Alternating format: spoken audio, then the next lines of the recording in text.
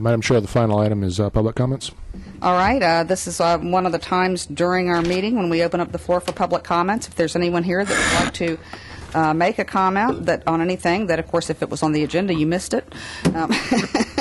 I'm not sure, because I know some of these folks had been here for the biomass and for the GRU. We did get the information from Ray Washington about some information about rates. This was, I don't know if anybody saw what we just received here. Okay. My name is Diane Devey. I was here this morning to comment on item number 10. But then we spent a long time on the motion that you put on the floor, and you decided that I shouldn't comment. Is it appropriate now, even though? This is just okay. Well, this is wide open. How sick and tired are you of the biomass plant? Just remember, it's prime time. Okay. What I wanted to do, and I will just go through this quickly and not hand out the stuff to you, I'll hand it, is the bottom line on this is that GRU, when they gave a presentation, the first one in 29 months, on the 10th of October this year, went over the reasons they think it's going to cost 1 cent per kilowatt hour. And if you look at the reasons, you find they made a little mistake. And so, can I have the overhead? Yes, if you place your information there, someone will appear to help you, I'm certain. I'll put it in the square right there, inside that, right there. And then I think yes, there. Does that show everything you intend to on the screen? Yeah, I need to move this over so you can hear me. Yes. Okay. This is from the presentation made by Ed Regan, and what he did was analyze the cost. The structure is that there are fixed costs that we have to pay every month, no matter how much electricity we do or do not take. And then there's some other costs that we pay which are based on the amount of electricity we take. Now, actually, there are very few options. We have to take everything they produce. But anyway, these are the costs. Occasionally, we can cut that back, but not very often. So you see that these are the fixed costs. This is one of the fixed costs. Is another one. This represents the property taxes, expressed in terms of dollars per megawatt hour produced by that generator. So this is the total of the fixed prices. We then have prices that are variable for a variable O&M and a fuel charge. Now, I believe they got the fuel charge wrong, but that's very complicated, so I won't go into it now. And then that says the subtotal here, and that's the total per megawatt hour, which is, of course, a lot of money. Then they said, how is this going to be divided? They separated it into, this is total 102.5. They rounded it up to 103. The fixed cost, after you multiply it out by the number of hours they think they're going to have, which is 90 hours average per 90 megawatt hours per hour, 24/7 for the whole year. Okay. So this is the fixed cost, and this is what they've been calling the discretionary cost. Those are the costs of the fuel and this variable O&M. So then they say, we're not going to have to pay all those fixed costs because we have a lot of plans for reducing those costs. And here we are. The fixed costs are $70 million a year. And they say we're going to have an immediate cost saving because we won't have to be buying power from other sources. We won't have to be buying fuel and so on. And I think that's probably true. Okay. Then they say they have two nifty strategies that they would not describe to us, one of which is selling the energy somehow. They've had a hard time explaining that they can. We ask questions, but don't get answers. The other one is something that Nathan Scott mentioned this morning. They plan to issue bonds based on an unknown assets of GRUs of some kind, which will produce $20 million. They do it every year. And they don't say who's going to pay this back. So we are worried about what that is. I think that the $40 million here is pretty dubious. Then they say we can get the city commission to give up its share of the property taxes and a few other things. So what we have then is $8 million left to be paid as part of the fuel adjustment fee, plus all these discretionary things, which, as you know, they said were $33 million. Well, I add those up and I get 41. Okay, $41 million. But then the really interesting thing is that Ed Regan then said, well, how much is that going to cost? I think it's going to cost maybe a cent per kilowatt hour. That would give us 20 million. And I'm saying, yeah, but what about the other 21 million? So I do believe that you can justify claiming that 1 cent will get you 20 million. I'd quibble about it, but okay. And if it does, then according to these figures, it's going to be 2 cents per kilowatt hour, which means that instead of 200,000, it's going to cost 400,000. And I looked up a few things I have been unable to get from GRU, good data about the recent bills and the recent kilowatt hours from a number of customers. I hope to get it. But it looks like the school system board will be hit an extra $900,000 a year based on 2 cents per kilowatt hour. So basically, GRU is not being very accurate. I think you consider at least 2 cents per kilowatt hour.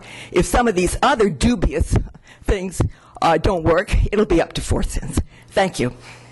Well, thank you, Ms. Deavy. Commissioner Byerly has a comment.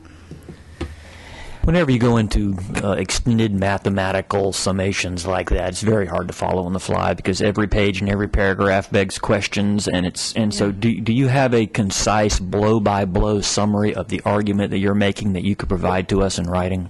I could, but I'd love to have an appointment with every one of you to discuss this, and you had a lot of really intelligent questions this morning, and I do have some information that's relevant to that. Would that be all right? I'm sure. Because it would take me a while to put together in the interim, perhaps if you could give us something in advance to absorb and read through so we can think about it rather than give you a trying set to, of these. That would be With wonderful. that, I have one. You can just get those to our, you can either leave one with the clerk and he can make copies, or you can get one to us. I attempted, these include a last page where I attempted to use some rather obsolete data to make estimates. I don't, the ones in this column are pretty good, the ones in this column. Now, are we going to be able to follow your arguments from that information, or is there a lot of verbal gaps that, is that just numbers? It's just the things I showed you. Okay. And I thought that, I hope they were self-explanatory. I will try to write up, if you like. And we're not picking you up in the record right now, so go ahead and either go to the microphone or... I'm sorry, I thought these were self-explanatory, that these slides are self-explanatory. Well, perhaps they are to some. They weren't to me. So I have questions. Every point you made prompted questions in my mind and explanation. Oh. I also like to get a counterpoint from someone who doesn't agree with you and then ultimately come to some kind of sense of where reality is. So if you could kind of make your case in a summarized fashion, write it up, but and then I'd be happy to meet with you. I can't go into all the really critical details of this, which other people would object to. Like, I think he used the wrong number for to get the 20 million. I know he used some other wrong numbers. All I'm talking about is his numbers say 41 million, and then he says 20 million for 1 cent. Okay. That's all right. Go ahead and pass those out. Thank you. And if you'll call the staff, we will be glad to put you on. I'm certain. I know everybody here will be glad to sit down and have a meeting. And as I told you, I'll meet you here, or I'll be glad to meet you somewhere that's easier to get to. Terrific. Thank you very much. Thank you. Madam Chair, Commissioners, my name is Rod Gonzalez. I'd like to commend you for this morning. I was watching some of the video before I came over here. As the good stewards of our taxpayer money that you state you are, I was glad to see that you approved the motion to research a little bit further the increased costs that we're all going to deal with GRU and the biomass plant. I was hesitant initially as to whether it passed or not because it appeared that Commissioner Byerly, and I forget the sustainability individual's name, were very concerned about comparing apples to apples, and it would be very time-consuming and potentially tedious to have staff research, all the different variables. And I agree. But as a ratepayer, I think it's critical that we do so. And to be honest, it's every bit as important as last year when I think Commissioner Byerly had staff get a decade's worth of budget data in order to be honest, compile it and really show the taxpayers had no reason to complain. I disagree with that, but I digress. We do agree that the biomass plant, of course, really will not be able to be sustained by just pine residue. Okay, I'm also concerned that we'll see more clear cutting than we've ever seen before, even beyond pine plantations. But that being said, we can't forget, of course, that the board of directors for GRU, which is, of course, the City of Gainesville Commissioners, really had in mind the passage of the federal cap-and-trade legislation in order to justify this contract for GREC and the biomass plant. Luckily, that, at least as it was initially formulated, has gone by the wayside, and really it's opened up a nice vehicle for us to be able to discuss potential savings for the county and, of course, the taxpayers. I think we can all agree that's going to be a good thing. So I look forward to seeing the county staff's findings, what our options are as far as being able to go even away from GRU. Is there even a chance for competition between the utility companies? I think that'd be a great thing. The final bit of information I saw, I think, was Mr. Brinkman at the very end stating that really it was kind of absurd that people were concerned about the city going bankrupt because the rating agencies have given Gainesville a top-notch rating, which they have, and they wouldn't have done so with this contract, you know, being in place because they research all of the above.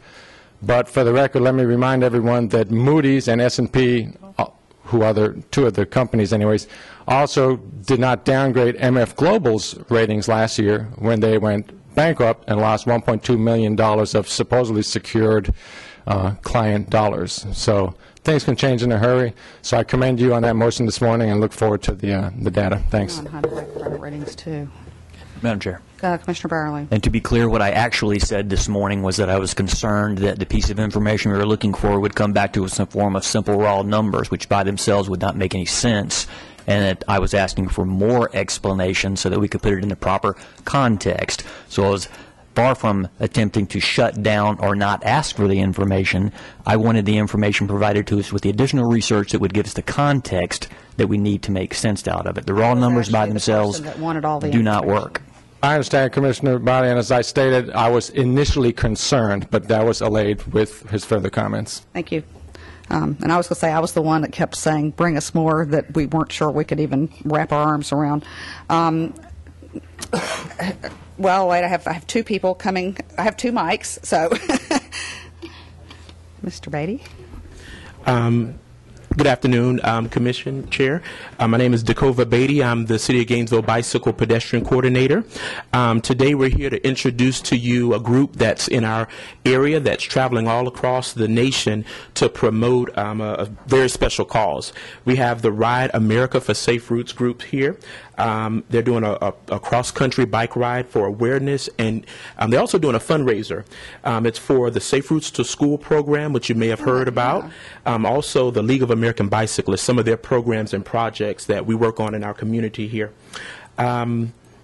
Just want to share briefly that with our Safe Routes to School program, we have a group of different programs that work on trying to find ways to better access schools. We have the Community Traffic Safety Team. We have the North Central Florida Safe Kids Group. We have the State Walking School Bus Program, which is a new program that they're putting throughout the communities, and they're trying to find ways to access schools in a safe manner. We worked with Idlewild Elementary earlier this year. We also have the other groups that join us. We were able to get a sidewalk constructed on Northeast 15th Street, north of 39th Avenue, up to the North Point at Ironwood Golf Club development. We're also working on several projects now within our community traffic safety team. We'll have a meeting this Thursday, 10 a.m. at the GTEC building on Hawthorne Road. Again, it's a way that we can try to get funding for sidewalks or innovations, could be lane markings or what have you, to make sure that we designate pedestrian access to our public facilities.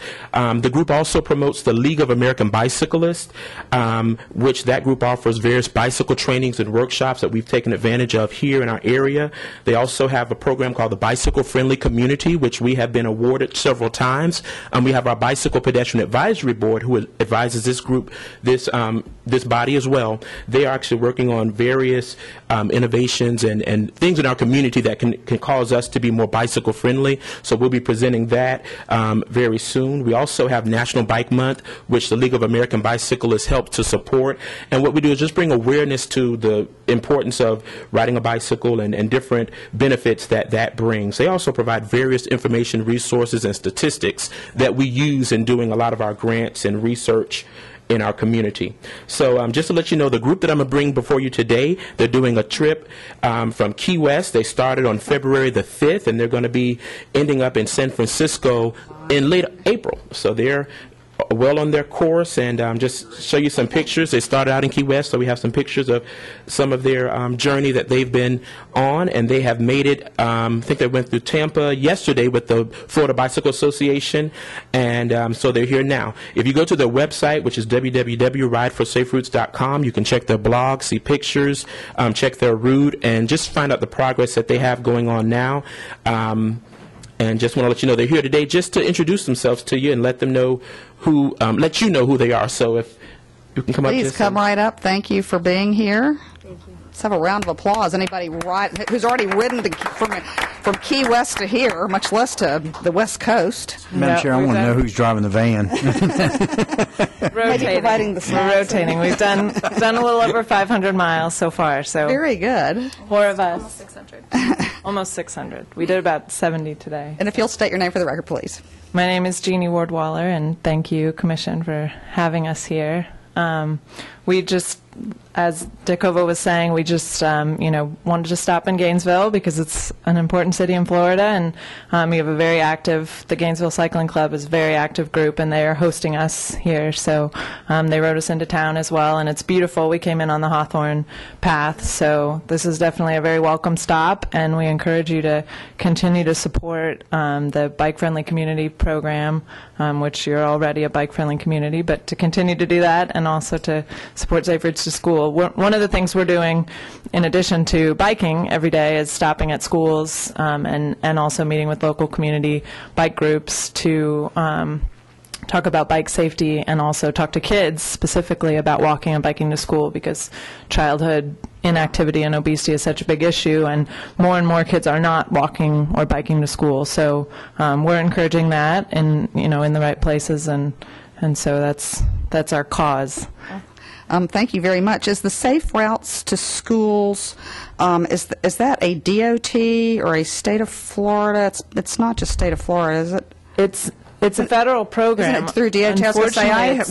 Because I know at the beginning when it hit the street some years back, I think there wasn't a lot of communities weren't accessing the funding. So I'm glad to know that we've been trying to take advantage of access to that. Absolutely. Because I know that's very important. I think the federal funding is provided for state coordinators, so right. a statewide coordinator. Down. Yeah. And then the local communities are responsible for sort of fundraising for their own programs. Okay. And unfortunately, the federal funding is probably going to be removed in the new transportation bill. So that's really become a critical issue for us to keep talking about in local communities and make sure that those programs continue, because that'll be a disaster if it happens. All right. Well, thank you. Would any of the rest of you like to make any comments at this time?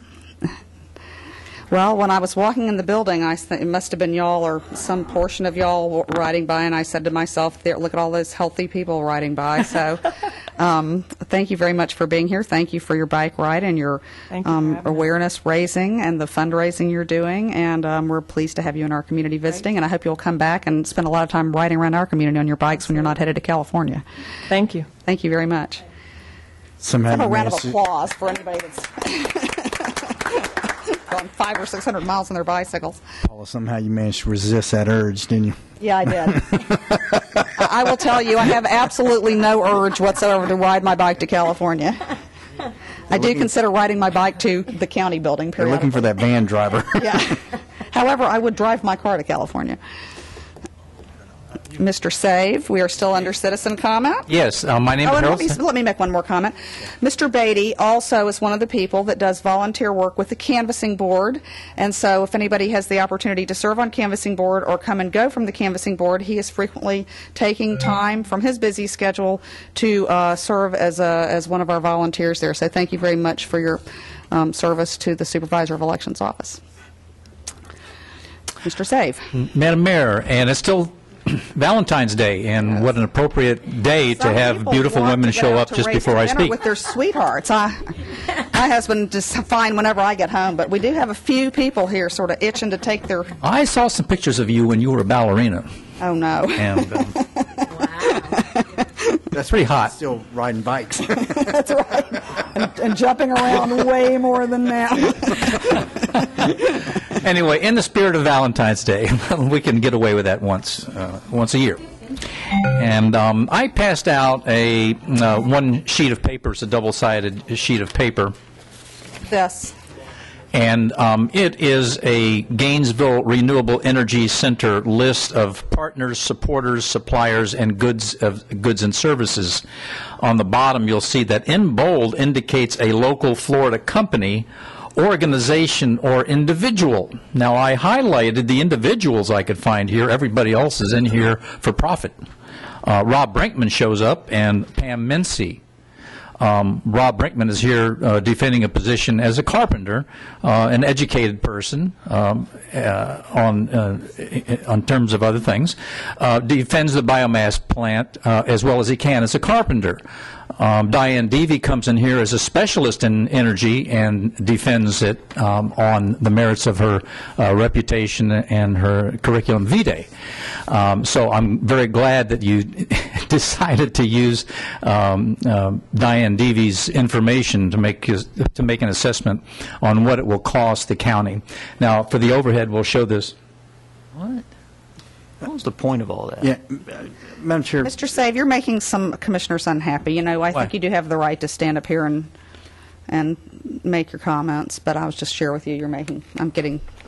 It's not necessary to try to denigrate somebody, you know, just because they may have a different view than Like you an enemies do. I list? mean, No, I'm showing a list here. I mean, I know, but that's not what the ultimate, you know, what you're trying to accomplish. And what I'm trying to you've been accomplish is and credibility. Mr. Saive, you've been real good about coming up and presenting your case with facts and figures and whatnot. And I personally would hope that in the future that you just kind of stick with the strategy that you've been using, because it's been a good strategy. Okay. Okay. Okay. And in any case, you'll see that that we have Mr. Brinkman as an unknown.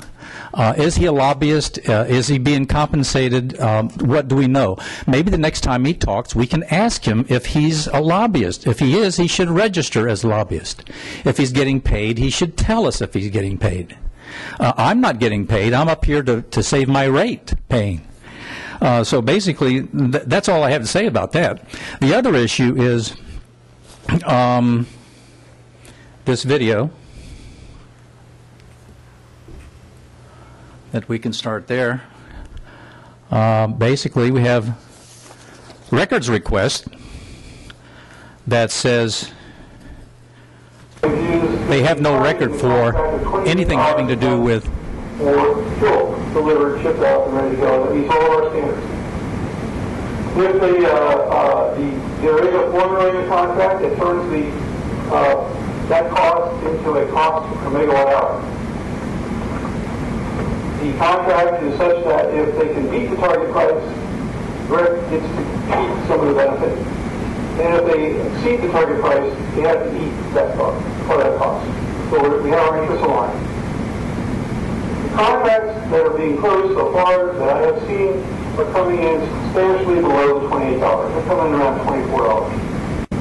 The contracts that are being closed so far that I have seen are coming in substantially below the $28. They're coming around $24. So basically, we're saying that he's seen the contract come in for estimates for biomass at $24.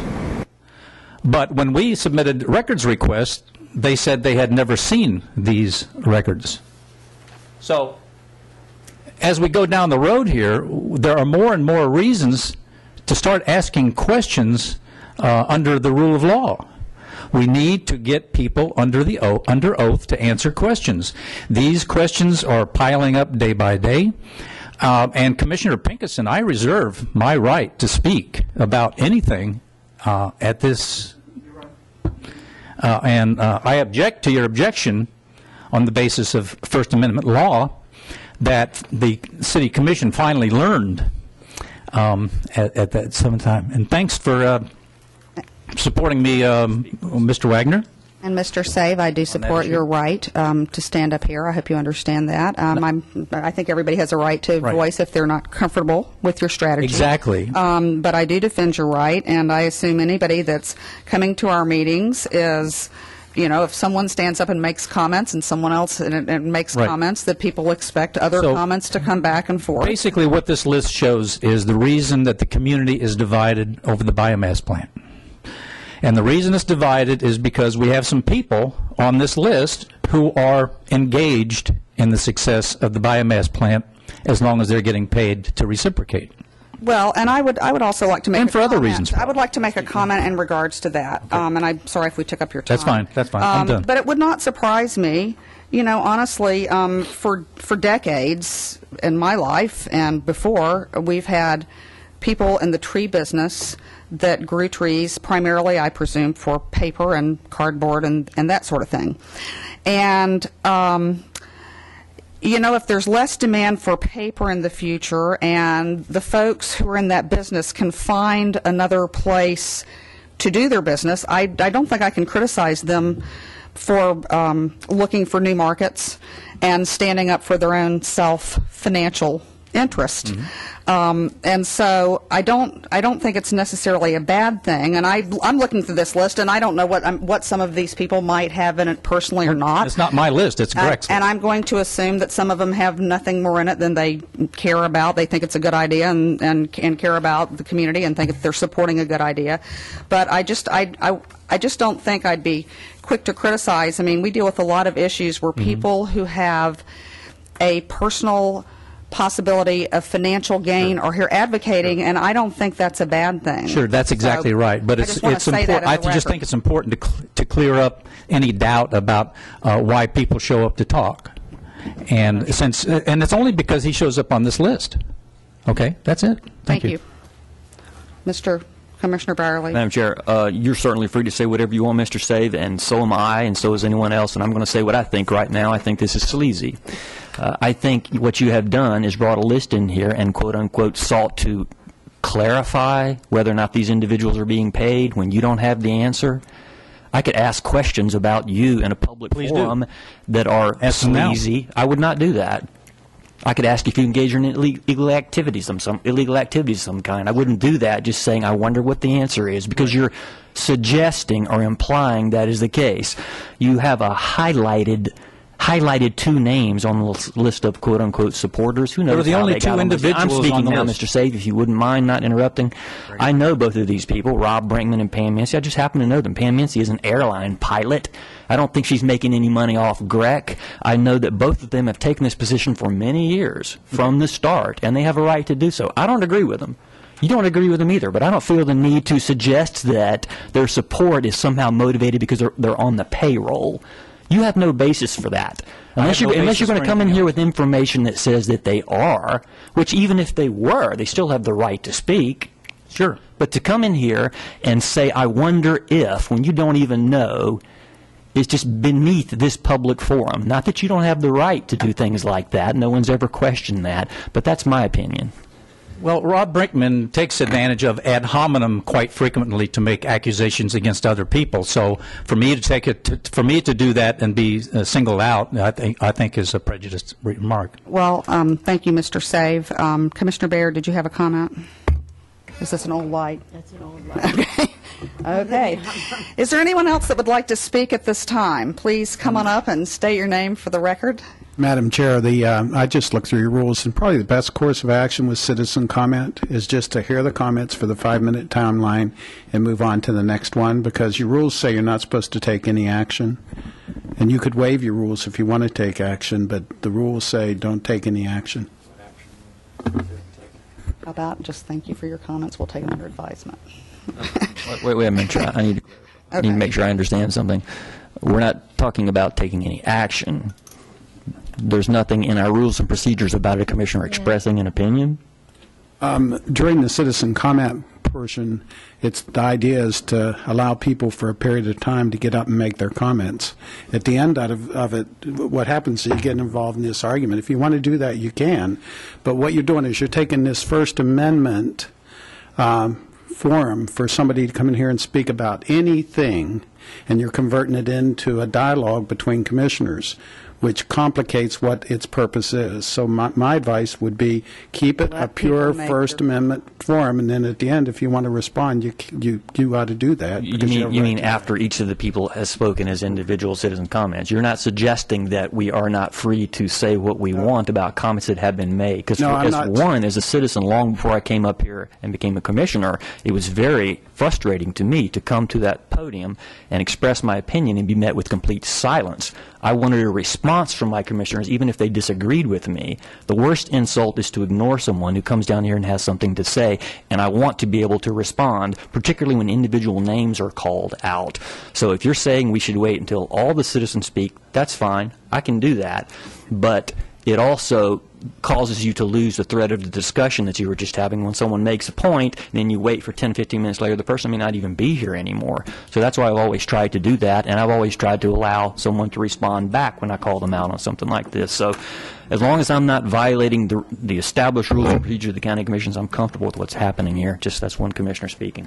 Thank you, Commissioner Byerly. You know, we have different personalities up here, and people like to respond to things differently, and you will notice I don't respond a lot, and I'm sorry. You're right. Probably people take that No, the but you wrong play way. heck afterwards.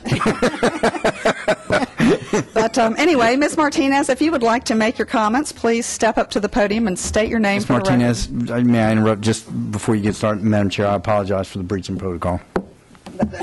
No, well, I understand, and I understand, and I hope everyone that comes to speak to us, I try not to do things that would have a chilling effect on someone's right to stand up and say things. But honestly, if you're pressing your cause, you might want to think about how you're presenting it so that you present it in the best light and you don't get personal things involved in your argument. I would just say that as a former salesperson. Ms. Martinez, go right ahead. My name's Debbie Martinez, and I do appreciate you responding back to me, because then I understand if I was clear or not clear.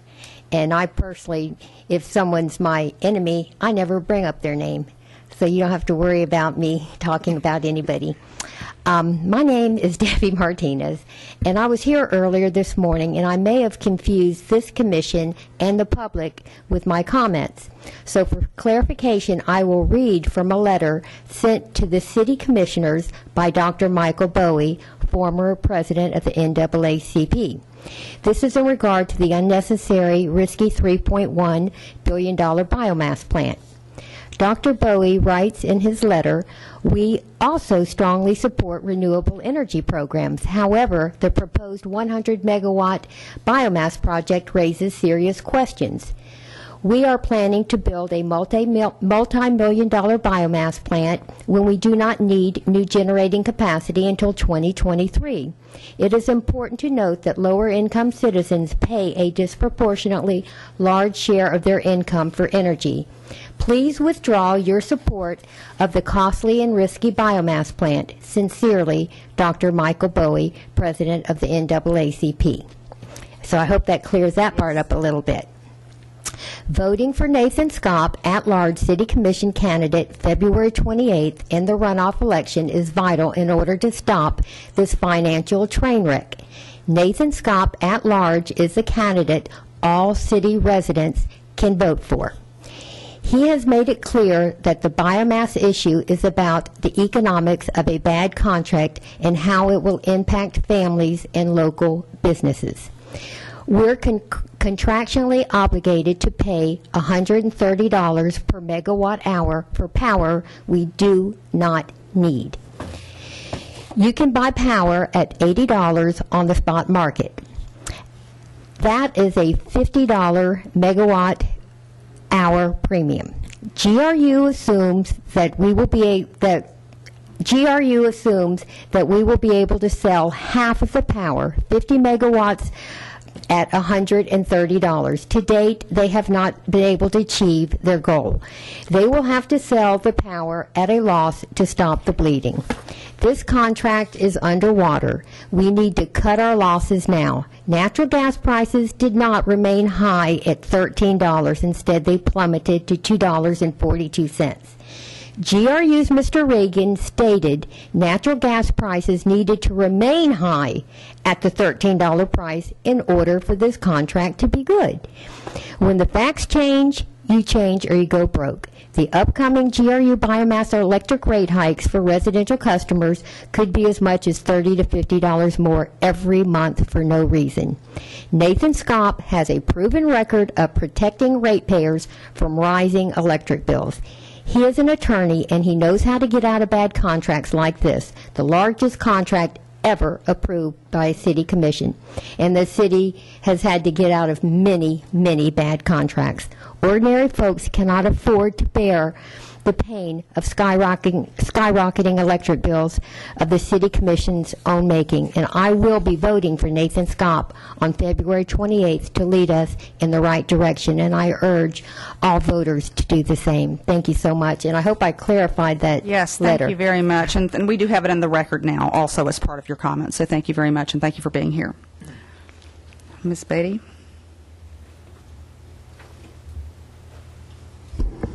Good evening, Commissioners. Joe Beatty. I had a couple of comments as a result of your discussion earlier this morning, and as my kids would say, rare and random thoughts, probably.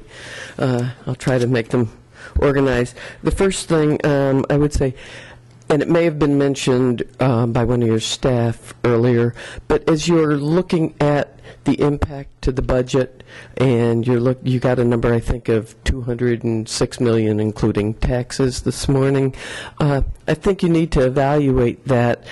Not only how much additional is this biomass going to cost, but were we to generate electricity with gas or some other means, or enter into conservation, how much would we save? So that difference may be way more than $206 million, because if by doing conservation and other fuel generation for the electricity, you were going to save $100 million, you're talking about $306 million. So I just, GRU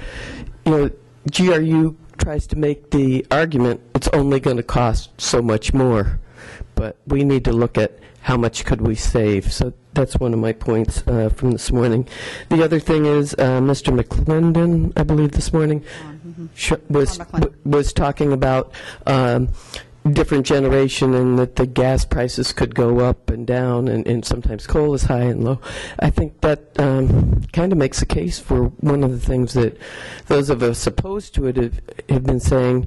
We've entered into a 30-year contract, which does not allow us to take advantage of those swings. And also the information that came out of the conference on Friday, that you could buy long-term gas contracts and lock that in, that also wasn't mentioned. Another issue that I've never heard talked about, and maybe you could ask Mr. Wagner if he could explain this to me, or later, address it.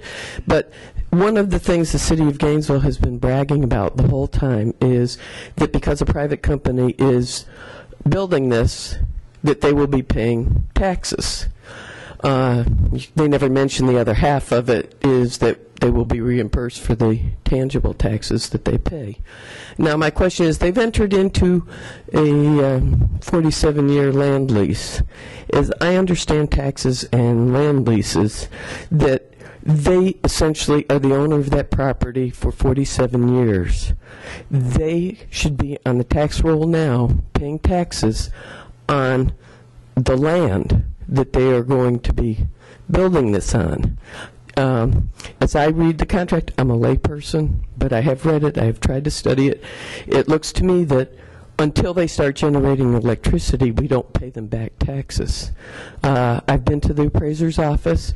It doesn't show that anybody but GRU owns that land, or that there's a leasehold interest in it. And so my question, I guess, for the attorney, for you, is should they not be paying taxes? That lease was signed, I believe, in September of 2009. And so we've got 2 years. My rough estimates, I think, was like, I don't remember. I won't go with the figures, but that's a question. That question you don't have to answer right this minute, but okay. Okay. Another quick thing is, you gave Ms. Delaney a suggestion for a reading list this morning, and I would say that there is another very important it's a paper by Ellen Dannon, D-A-N-N-I-N. It's called Crumbling Infrastructure, Crumbling Democracy. And I think if you read that, you'll see almost the blueprint for what's happened to us here. It goes kind of along with the smartest guys in the room, and in the way business is done with the public. And we're selling public assets and doing things for private companies' gain. 1 second. The other thing that I don't know if anybody's aware of, but the contract provides for additional expenses that may occur. We're responsible for them. For instance, we're required to bring this reclaimed water to the site. There's been no mention about that. That's going to be, as far as I can tell, about $2 million. And nowhere when we do the figuring, is that stated, in terms of the cost, but that's another cost. And if there's something else that comes along that increases the cost to the private company, we're going to have to pay it. We are essentially being taxed. You can't come to us and raise the taxes. Okay. Let me make a comment.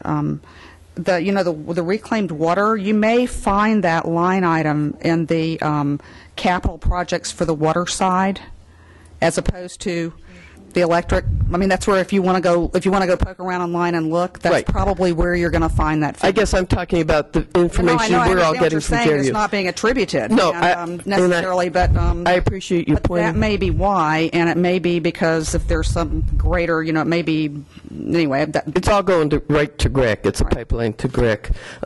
I see my time is up. I just want to say the Gainesville Citizens Care is having another meeting for those that are interested in supporting our cause, a membership meeting. We will update them on a lot of the information we have and give people an opportunity to speak. That will be Sunday at 3:30 at Grace Presbyterian Church on North 13th Street. All right. Thank you very much. Thank you very much for your time, and I apologize if I went over. All right. Thank you. Thank you. Who else would like to speak? We're still under citizen comment at this time. You come on up and state your name, please. Good evening, ladies and gentlemen. It's a pleasure to be here this evening with y'all. I simply want to commend... Your name for the record, please. My name, Ernesto Martinez. I simply would like to honestly, sincerely commend this group of people here for your attentiveness and your caring posture and your reciprocation. I'm not opposing Mr. Wagner in any way because I'm sure he's ultimately correct.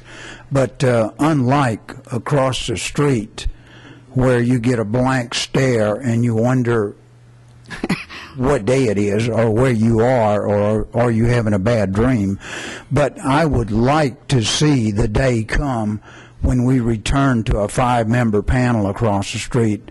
We must take some steps to correct that disastrous situation. Hopefully in the near future with some of these new candidates that we've gotten, we will see a difference. Also, being an avid reader, I heard mention about a reading list. I would like to add one book, Michael Lewis, Boomerang. Yes, I have that on my It's funny, it's informative, but ultimately it's sad, and you will find Gainesville in that book. And thank you all again for such a wonderful group of people. Thank you. Thank you very much. Is there anyone that would like to come up and speak at this time? And seeing no one, I want to make one announcement that I forgot earlier. I meant to do it at noon, and that is if you looked at the newspaper today and they had people shopping for Valentine's at Thornbrook, one of them was Cindy Sanders, one of our employees. So anyway, I just wanted to, or does she actually work for us, or does she work for the IFAS side? But anyway, Extension, she's our employee, right? Yeah, that's what I thought. Yeah, through Agricultural Extension.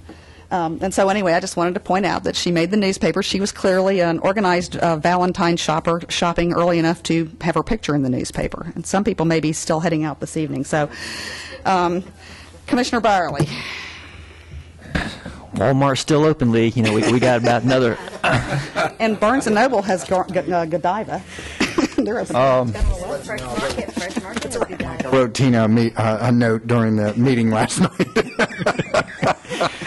I just wanted to bring up before we adjourn, we're asking this information to come back to us regarding the biomass facility at the Tuesday meeting. I would like to at least invite someone from GRU to be at that meeting to speak on their behalf, just so that we cannot be accused of kind of, ambush kind of tactic, because if it shows up in the paper and there's no one there to respond, they don't have to honor that, of course, but I would like to hear opposing points of view. So if without objection from the board, I would like to let GRU and the city know what we're planning to do and inviting them to send a representative to speak on the behalf of the utility. Okay. Tuesday. Remember, but he's going to bring us the legal opinion about some things and that sort of thing. Remember, we're going to have the discussion again. So can we do that without a motion? Okay. Which meeting are we talking about? Next Tuesday. And that next Tuesday, you were going to deliver us an opinion on whether it's legal to do some of these things we asked about in our motion, and then we were going to go from there to the consultant idea. I was going to do some legal research on the issue of whether or not we can do a request for different proposals from other electricity providers. I don't remember. I was going to do. I'll try to do that by Tuesday. I don't think we're going to have the rates back. I don't think so either. We Yeah. should just wait for the next week. Madam Chair, it was not my intent for that to come up at Tuesday's meeting, because I think that'll take a little bit of time. Yeah. Now, I did ask for the water issue to be back on the Tuesday thing. The rates issue. Right. And again, if we're going to get into this discussion, and I'm happy to do it, my position on this issue has been clear for a long time. I just want to make sure that everyone has a chance to speak. And so I would like to, in addition to the public, invite GRU both to that meeting and the meeting at which we have the discussion about the rate comparisons, because as I looked at the information from Mr. Washington, a number of questions popped into my mind about how we came to those numbers, the idea of revenue sharing. Municipalities, some public utilities share revenue with the commission at the end of the year and thereby are able to lower their other tax rates and property taxes. There are a lot of factors that can go into what simply leads to the final rate, and I want the full picture. That's all. So without objection from the board, I would like to make sure that the city, I guess the city commissioners, the board of directors, should be made aware that we're agendaing these items and that we're planning to discuss them and that they're welcome to attend. So whenever they are agended, we need to let them know. We, based on the board's new rules, we should not agenda this type of an item at the Informal. the general discussion meeting. Yeah. No, mine was maybe a special mine was to meeting. bring back, and it was going to be on blue. I mean, my thought. I didn't say it, but it would be a blue sheet, and it'd be at the regular agenda. It would be a regular agenda item. I thought you wanted it discussed at the policy discussion meeting. No, that was we did talk about something to put on there, but that was the water issue. All right, then I can make a motion now, can I? Yeah. I would move that at whatever meeting, any of the issues that we approved this morning come back to the board for discussion, that the Gainesville City Commission and staff of GRU be informed that we're having the meeting and invite them to send a representative. Second. All right, I have a motion and second. I assume that would be within a reasonable amount of time. We would let them know, get on their calendars. Okay, are there any questions or comments? Is this on the motion? Yes, it is Okay. on the motion. I think actually that's probably a very good idea, only because we keep hearing one group, and then a little while later we hear another group, and then a little while later we hear another group, and everybody's just kind of doing one of these things that we can't really seem to figure out what are the issues, what are the assumptions, are those assumptions correct, and that way we have a little bit of a clear forum, and with what I would consider an opportunity for either side to either ask those good questions and or answer those questions or bring them to light. And so I do believe that we need to agenda these types of discussions as opposed to just continuously having just discussions for the sake. Exactly. And that way everybody can be organized, prepared, and not just the commissioner or GRU be informed, but to also make sure that some of these folks and some of those folks that are, or that PAC, I believe it's a PAC that, who is it that put together the PAC? There was somebody that came earlier today that, wasn't it? They've just put together advocacy organizations. Gainesville Citizens Care is a not-for-profit. Okay, I'm sorry. Not an advocacy. A group and education. That is, right, a group that is involved in it, and then that way they can also be in whether we have that group's information to make sure that they have enough ample time to go ahead and everybody get prepared, and then that way we can have a good discussion with all parties involved and not he said, she said, whatever.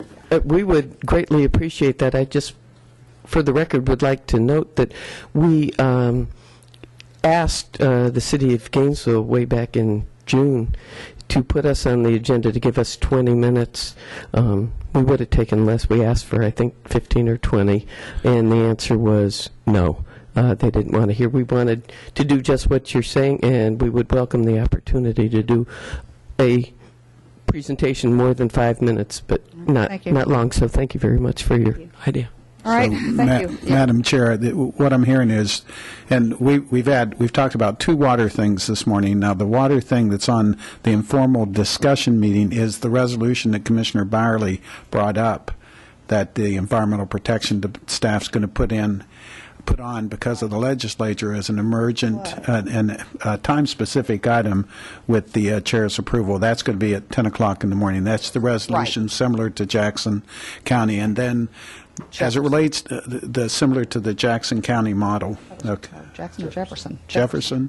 A number of counties. Yeah, right. It was Jefferson. You're right. The bottom. Yeah. The other thing is, this type of meeting with the city participating would work best on a regular off Tuesday 1:30 in the afternoon special meeting. That's when you have your special meeting. So that the meeting could be dedicated just to this topic with everybody invited. That'd be a great time to that way we can bring up the data that we have requested, the information. Everybody's involved knows that we're going to be discussing that, and that way whoever wants to come and bring information or specialists or whoever it is that they want is invited to join us for that exciting discussion. Madam Chair, keep it calling. Okay, we have a motion and second. Is that correct? Do we have a motion and second? Thought I heard a second. Yes. Madam Chair. I seconded. Yeah, okay, had a motion and second. And are there any questions or comments from the audience on the motion on the floor? And seeing no one, all in favor of the motion, please say aye. Aye. All opposed? Motion carries. All right, do we have any other items? Seeing no one and nothing, there being no further business, happy Valentine's Day. We're adjourned.